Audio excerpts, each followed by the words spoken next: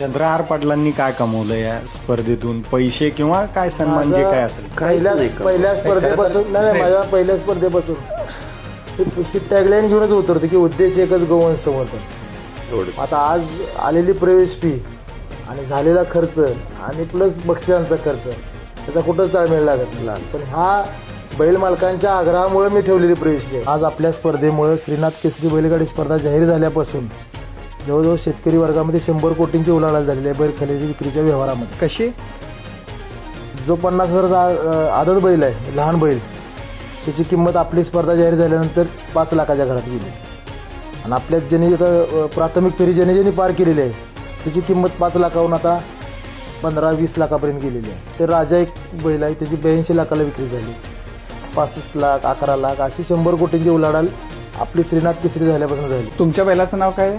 Helicopter बैल असं नाव का? काय त्याच्या मागचं स्टोरी आहे? काय त्याचं पळ तसा आहे तेवढा जास्त. किती बक्षिसं होती? फॉर्च्युनर, किती थार, काय बाकी काय बक्षिसं होती? 2 Fortuner, 2 Thar, 7 tractor, 150 two wheeler आणि रोख रक्कम जी होती ती वेगळीच होती. तो वयाचा 1 वर्ष असल्यापासून पळतोय. हो. तो जालना जिल्ह्यातल्याच, आमच्या बाजू जिल्ह्यातल्या गजानन काळे म्हणून आपण त्याच्याकडून एक 14 महिन्याचा असताना त्याच्याकडून एक 11,51,000ला खरेदी केला होता. 11 लाखाला? 11,51,000 चांगला पळत होता. बैलाचा डाएट काय असतो? काय काय असतं बैलाला? मी आज फर्स्ट टाइम इथं कट्ट्यावर बोलल त्या गोष्टी, तर आम्ही हा सिक्रेट आहार कोणाला सांगत नाही. दोन्ही टाइमला कणला 5-5 लिटर आपण गिरगाईचं दूध पाजतो. त्याच्यासाठी माझ्याकडे गावरान कोंबड्या पण आहे. गावरान कोंबड्याचं दोन्ही टाइम 5-5 अंडे खायला देतो. त्याच्यामुळं एक 10-15 प्रकारच्या डाळी आहे आमच्याकडं. त्याच्यामध्ये काजू बदाम मिक्स करून आणि गव्हाच्या पिठाची गोळी दोन्ही टाइम आम्ही ते मिक्स करून भिजवून घालून देत असतो. आता आमच्या 7 किलोमीटरमध्ये आमचं 65 लाख रुपये झालं ते आहे. आणि आता कालचं ज्यावेळेला मैदान झालं, दादांचं ज्यावेळेला फॉर्च्युनरचं मैदान झालं, तर आज लोकांची चर्चा आहे की ह्या बैलाची आता किंमत आपण करू शकत नाही. म्हणजे देणार नाही ना आम्ही.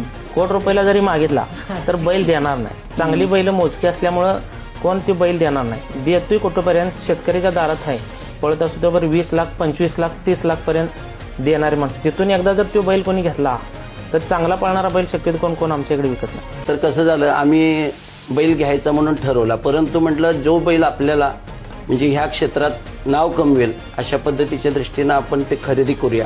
म्हणून आम्ही ज्यावेळेला गेलो खरेदीला त्यावेळेला 12 ते 13 लाख रुपये किंमत असताना सुद्धा आम्ही असं धाडस केलं की अमुक एक बैल आम्ही घेणारच आहे.